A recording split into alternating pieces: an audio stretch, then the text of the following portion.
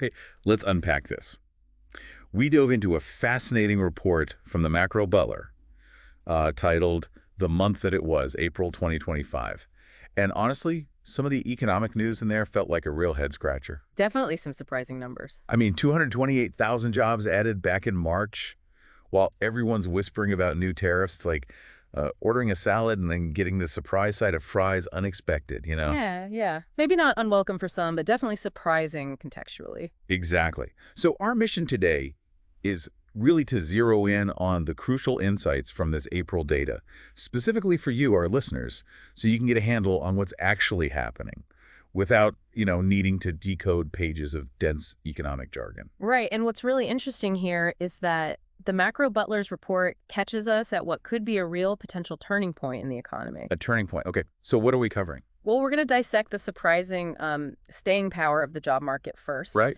then the initial ripple or maybe just a tiny splash of those tariffs on what people are buying. Why hitting that elusive 2% inflation target feels like trying to win a game of whack-a-mole right now. Chuckle softly. Good analogy. We'll look at the historical playbook of tariffs and trade deficits, and also the, well, curious case of companies actually doing quite well while prices are going up. Yeah, that one needs explaining. And then we'll get into the head-scratching world of interest rates, the not-so-fun possibility of stagflation looming, Stagflation, right? whispers of liquidity issues, and finally what the relationship between the S&P 500 and gold might be trying to tell us in, like, financial Morse code. Exactly. It's like an economic thriller, but, with charts instead of car chases. So let's kick things off with that jobs number. 228,000 new jobs in March. That's a headline grabber, for sure, especially with those Liberation Day tariffs looming. And let's be honest, the crypto market doing its usual roller coaster thing in the background. What's the real story there? Yeah, it's a strong number on the surface. If we connect this to the bigger picture, the Macro Butler's report points out that the sectors really fueling this growth were primarily education, transportation, and hospitality. Okay, so consumer-facing stuff, mostly. Exactly. They tend to reflect where consumer demand is currently strongest. But conversely, manufacturing and tech appeared to be in a bit of a lull. Right. And interestingly, while we saw that strong job creation, the unemployment rate actually nudged up slightly to 4.2%. Oh, so more jobs but higher unemployment. How does that work? Well, it's not necessarily a red flag. It actually indicates more individuals were encouraged to enter the labor force. So the labor force participation rate went up to 62.5%. Ah, I see. So more people felt confident enough to start looking for work again. Precisely, which suggests a potentially healthy dynamic of people re-entering the workforce. That could buffer against future labor shortages. Unless, of course, these new entrants don't find jobs quickly, then it starts signaling weaker demand. Okay, so more people dipping their toes back in the job market, which is generally good news, but just a hair more than those actually landing jobs right away. Got it. And we also saw a slight increase in wages, right? A little bit. Yes, wages saw a modest increase, 0.3%, and weekly earnings were stable. However, the Macro Butler's report points out something quite significant. This rate of wage growth has been consistently above its two-year average, basically since September 2023. Okay, and that matters Well, because historically, prolonged periods of wage growth above that average can indicate an overheating economy. It potentially leads to further inflationary pressures down the line. It's like the economic engine might be revving just a little too high. driving too high. Okay, I can picture that. So the job market showing surprising strength for now, but maybe some warning signs underneath. What about these Liberation Day tariffs then? Did consumers suddenly decide to stock up on everything before prices went up? Was it like retail therapy tariff edition, as I'm calling it? Hey, I like your marketing spin. And yeah, March retail sales did see a significant jump of 1.4%. The Macro Butler's analysis does suggest this could be partly attributed to consumers anticipating those tariffs, thinking, better grab that widget now before it costs an arm and a leg. Makes sense. We saw a particularly strong rebound in spending at restaurants and bars, probably recovering from some earlier weather-related dips too. Right. However, and this is important, core sales, which strip out volatile things like cars and gas. Right. The underlying trend. Exactly. They only saw a much more modest increase of 0.4%. Ah, okay. So a bit of a mixed bag then. People are hitting the restaurants, good for the food scene, but maybe holding back a bit on broader shopping sprees. Precisely. And if we zoom out, look at the bigger picture, the Macro Butler highlights a potentially concerning trend here. even with that March uptick, inflation-adjusted retail sales are still below their peak from way back in April 2021. Wow, April 2021, that's a while ago now. It is, and this could be an early signal that the U.S. economy might be starting to slow down, maybe mirroring trends we're seeing elsewhere globally. That initial tariff-fueled spending burst might just be a temporary blip before a broader cooling sets in. A temporary blip before a potential economic cool down. Not exactly what we were hoping for, is it? Now, let's tackle that legendary inflation unicorn, the elusive 2% target. The report sounds, well, skeptical, to say the least. Smiling slightly. Yeah. The Macro Butler's analysis certainly paints a challenging picture there. The key point is that while March's Consumer Price Index, the CPI data, might have hinted that inflation was easing a bit. Right, there was some optimism. That was before the Liberation Day tariffs were actually implemented. Tariffs, just by their nature, introduce extra costs. And these costs, they inevitably filter through to either consumers, via higher prices, or to producers through squeezed profit margins. Someone pays. So these tariffs are essentially throwing a big wrench into the already delicate machinery of inflation control. Is that fair? That's a very fair way to put it. And the math, as the Macro Butler lays it out, is quite sobering. To realistically hit that 2% inflation target by the end of 2025, we would need to see monthly CPI increases consistently below 0.1%. Below 0.1% per month. Statistically, that's a very, very long shot. Even slightly higher monthly increases, say 0.2% or maybe a bit more, could easily result in a year-end CPI ranging from nearly 3% all the way up to a rather uncomfortable 6%. So yeah, the unicorn might need to brush up on its arithmetic, as you said. Ouch. So the dream of a 2% inflation rate by the end of next year might be just that, a dream. Now, this isn't our first rodeo with tariffs, is it? The report mentions the 2018-2020 tariffs, what they call Trump 1.0. What can we learn from that experience? Is history about to repeat itself, or? Well, the historical perspective from the Macro Butler is quite valuable here. The 2018-2020 tariffs didn't actually have a huge lasting impact on the U.S. trade deficit before the pandemic completely scrambled everything. Right, the pandemic changed the game. Exactly. While there were retaliatory tariffs and lots of noise, the overall effect on the trade balance itself was relatively marginal back then. What's perhaps more interesting is the historical relationship the report highlights. Okay. Improvements in the U.S. trade balance, so a smaller deficit, have generally coincided with periods of slowing CPI, slowing inflation. Makes sense. Less import pressure, maybe. Right. And conversely, rising trade deficits have historically aligned with the gold-to-bond ratio breaking above its 7-year moving average. Okay, so if the trade deficit starts to widen again because of these new tariffs, we might expect inflation to tick up and, potentially, gold to start outperforming bonds.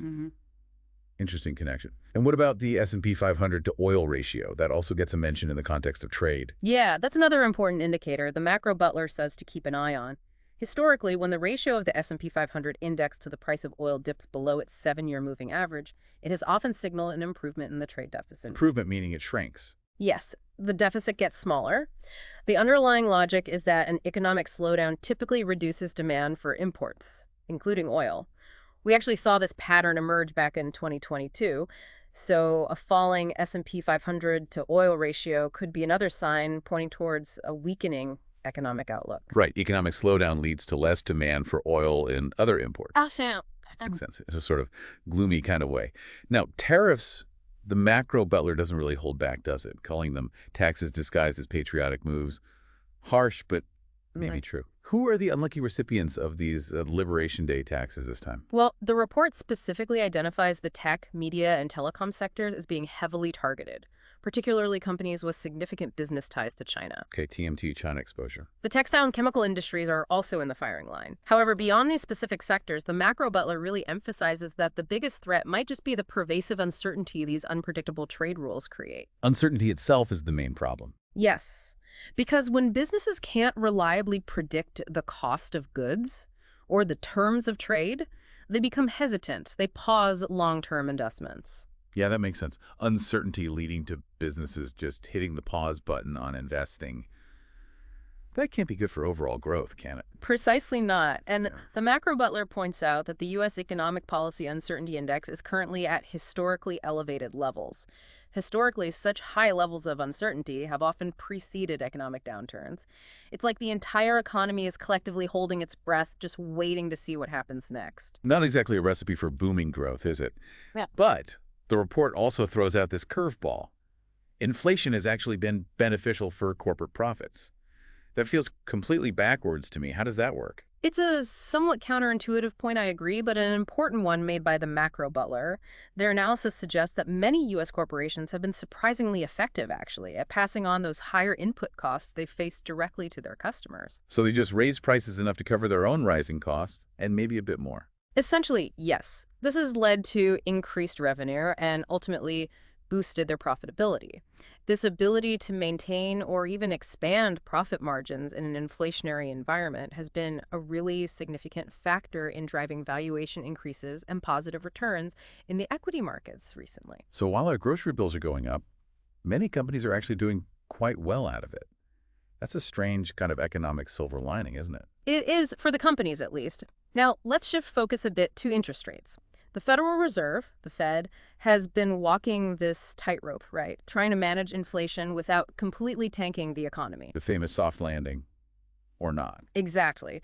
The Macro Butler's report brings up something called the Taylor Rule. It's basically a guideline economists use to suggest what a central bank's interest rate should be based on current inflation and unemployment levels. Okay, like a formula.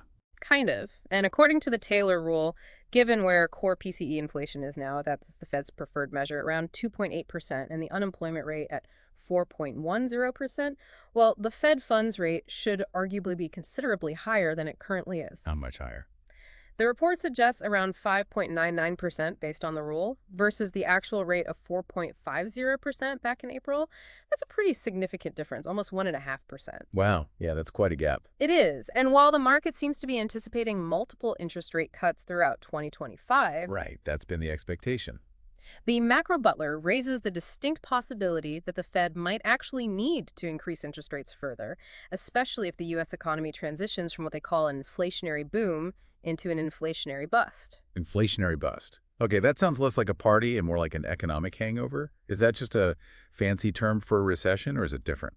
It's slightly different. The Macro Butler argues that the primary threat isn't just runaway inflation on its own or a sharp economic contraction in isolation, but rather stagflation. Ugh, the worst of both worlds. Exactly. That unpleasant combination of sluggish, stagnant economic growth coupled with persistently high inflation and factors like tariffs, geopolitical instability war, even increased taxation, significant government spending. These are largely outside the Fed's direct control, but they can all contribute to a stagflationary environment. So the Fed can't easily fix those things with interest rates alone. Correct. Interestingly, the Macro Butler notes that historically the S&P 500 has tended to perform best when the ratio of the price of gold to the price of bonds is above its 7-year average and trending upwards, which, by the way, has been the general trend since 2020, apart from a brief interruption in 2022. Okay, so gold versus bonds is a key relationship to watch in this environment. If we do enter this inflationary bust or stagflation scenario, what are the investment life rafts, according to the report? Well, drawing on historical patterns, the Macro Butler suggests that, similar to what we saw back in 2022, physical gold and other commodities are likely to be among the few asset classes that deliver positive real returns after inflation in that kind of environment. Gold and commodities again. Yes. And they also advise a very cautious approach to long-dated bonds. Stay away from those, essentially. Okay, gold and commodities potentially offering some shelter, long-term bonds viewed with suspicion. Got it. Now, the Macro Butler also touches on something called the liquidity FE put. What exactly does that entail? It sounds technical. It kind of refers to the idea, or maybe the market expectation, that the Fed might step in to provide liquidity, inject cash into the financial system if market conditions become excessively volatile or if there are signs of a credit crunch, banks getting nervous about lending. Like a safety net provided by the Fed? Sort of, yeah. And the Fed's recent decision, mentioned in the report, to slow down the pace at which it's reducing its balance sheet quantitative tightening, or QT. Right, they tapped the brakes on that. They did. And that could be interpreted as a signal of some underlying uncertainty or concern about U.S. liquidity, especially with reduced issuance of Treasury bills because of the whole debt limit situation, creating potential plumbing issues. Okay. The report also mentions that a tightening in shadow liquidity, that's lending and credit happening outside the traditional regulated banking system. Right, harder to track. Exactly. A tightening there has historically been a leading indicator of banking crises, and it increases the probability of that shift from from economic boom to bust within maybe a 6 to 9 month time frame. So the Fed might be easing off the tightening just a bit to prevent a potential logjam in the financial system, keep things flowing. Makes sense in a cautious sort of way. Finally, let's get to what seems like the real headline warning from the Macro Butler, the S&P 500 to gold ratio. They seem pretty concerned about this one. They are, yeah. As of April 2025, the Macro Butler's analysis indicates that the U.S. was technically still in an inflationary boom phase, a state that typically favors both equities and gold, interestingly enough. Okay, both can do well together sometimes. Yes, in that specific environment. However, the critical development, the big flashing light, is that the ratio of the S&P 500 index to the price of gold has now broken below its 7-year moving average for a sustained period more than 3 months. Isn't that bad? The report emphasizes that historically, this particular breakdown has never been a positive sign for financial markets. Never. Yeah, wow. It has consistently preceded similar declines in the S&P 500 to oil ratio, which, as we discussed, has also historically signaled significant trouble ahead for both financial markets and the broader economy. We saw this exact pattern play out in the early 1970s, The stagflation decade. of the early 2000s after the tech bubble, Right. and even in the lead up to the pandemic crash in January 2020. Wow. Okay. Never been a good sign. Yeah. That's a pretty stark warning. Yeah. And the report suggests that the S&P 500 gold ratio tends to break down before the S&P 500 oil ratio follows. That's the historical sequence that the Macro Butler highlights, yeah. Typically, the gold ratio leads the oil ratio by a few months. So the implication is, once that S&P 500 to oil ratio also falls below its 7-year moving average, Then look out below. well, the report advises that at that point, any rallies you see in the equity market should probably be viewed with increased caution, potentially as opportunities to reduce exposure rather than buy the dip. Okay. And at that point, they recommend a strategic shift in an investment focus towards energy producers and away from energy consumers. So a potential turning of the tide is being signaled loud and clear by these ratios. What kind of companies should investors be looking at if this inflationary bust scenario outlined by the Macro Butler actually unfolds? Where's the relative safety? The focus, according to the report, should be on high-quality companies. What does that mean? Low levels of financial debt, so low leverage. Less vulnerable to rate hikes. Exactly. Manageable refinancing risks, they don't have a huge amount of debt coming due soon, and a high return on equity, they're efficient businesses. These types of companies are generally better positioned to navigate the challenges of an economic downturn. Quality, low debt, high returns. Makes sense. And again, just to reiterate, physical gold and silver, along with other tangible assets with genuinely limited supply, things like platinum, oil, base metals, agricultural commodities, are highlighted as the preferred assets to weather that anticipated stagflationary environment. And they specifically caution, again, against holding long-dated bonds, particularly government bonds. Okay. Any mention of crypto in this scenario? Bitcoin as digital gold. The Macro Butler does briefly touch upon Bitcoin. They note its current correlation seems to be more with speculative technology stocks rather than it acting like a true safe haven asset like gold. So risk on, not risk off. Largely, yes. They also observe a rising correlation between Bitcoin and market beta that's a measure of overall market volatility, while gold's correlation to beta is actually declining. That suggests a potential shift in market dynamics, maybe investors viewing them differently now. Interesting divergence. And one more point they make. Historically, peaks in the Bitcoin to gold ratio have often aligned pretty closely with tops in the S&P 500 to oil ratio, maybe hinting at some interconnectedness in broader market sentiment or risk appetite cycles. Another relationship to watch. Okay, that's a lot to process. So to kind of recap, the Macro Butler's April 2025 research paints this picture of an economy that looks, reasonably healthy on the surface, decent job growth, that bump in retail sales. Right, the surface looks okay. But with some pretty serious undercurrents of concern, particularly regarding the impact of these new tariffs, the stickiness of inflation, and the growing risk of stagflation. And that breakdown in the S&P 500 to gold ratio is presented as a, historically significant warning sign that maybe we shouldn't ignore. Precisely. While the environment back in April might still have been characterized as an inflationary boom, the Macro Butler's analysis of that S&P 500 gold ratio strongly suggests that this period might be nearing its end. And the historical data they present certainly warrants careful consideration of potential shifts coming in the economic landscape. Fascinating, and definitely gives us all a lot to consider.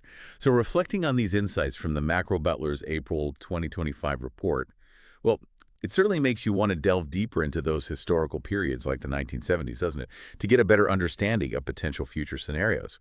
Thanks for taking this deep dive with me today into this analysis from the Macro Butler. For you listening, considering these insights, what are the key indicators you will be watching closely in the months ahead?